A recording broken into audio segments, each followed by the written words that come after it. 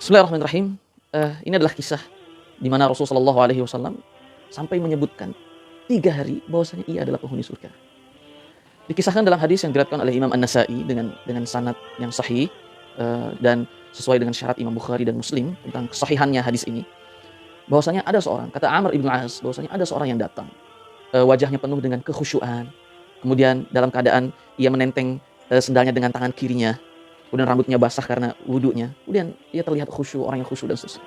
Kemudian Rasulullah SAW berkata kepada para sahabat yang sedang di sekitaran Rasul, "Maukah aku kasih tahu penghuni surga yang ada di bumi ini?"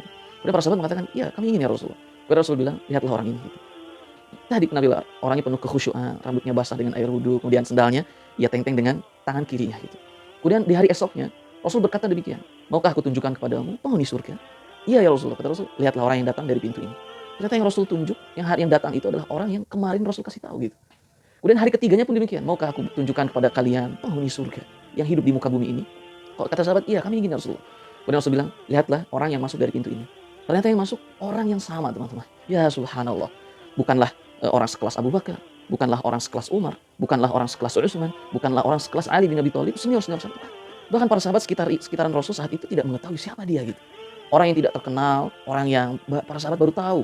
Dan subhanallah gitu. Akhirnya Abdullah bin Amr ibn As meminta izin kepada Rasulullah SAW untuk bisa mengetahui tentang orang ini. Kemudian Amr ibn As akhirnya pergilah mengikuti orang ini kemana, arah pulangnya gitu.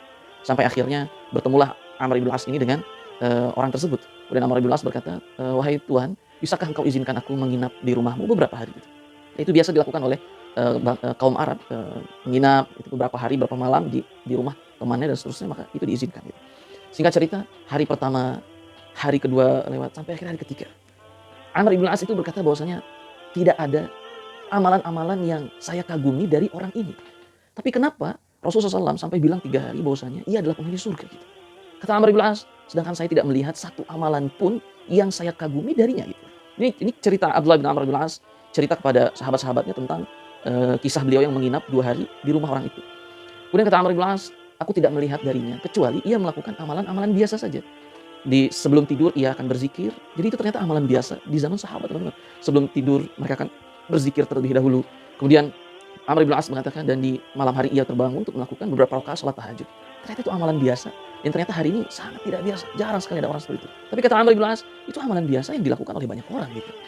Sampai akhirnya sebelum Amr bin As pamitan pulang, ia bertanya kepada orang ini, "Wahai Tuhan, sebenarnya yang terjadi adalah bahwa Rasulullah SAW dalam 3 hari ia berkata kepada kami, 'Maukah engkau lihat penghuni surga?' Ternyata orang itu adalah Anda selama 3 hari itu. Lantas apa yang Anda miliki dari amal soleh sehingga Rasulullah SAW mengatakan bahwasanya Anda itu adalah penghuni surga?" Gitu. Kemudian orang itu berkata, "Sungguh demi Allah aku tidak tahu," gitu. "Tapi kalaupun memang benar Rasulullah SAW mengatakan demikian, maka sungguhnya aku ada satu amalan yang selalu aku lakukan, dan aku berharap karena amal inilah Rasulullah SAW bersabda demikian." "Apa amal itu?" Beliau berkata, "Wallahi inni la ajidu fi nafsi li ahadin minal muslimin ghishan."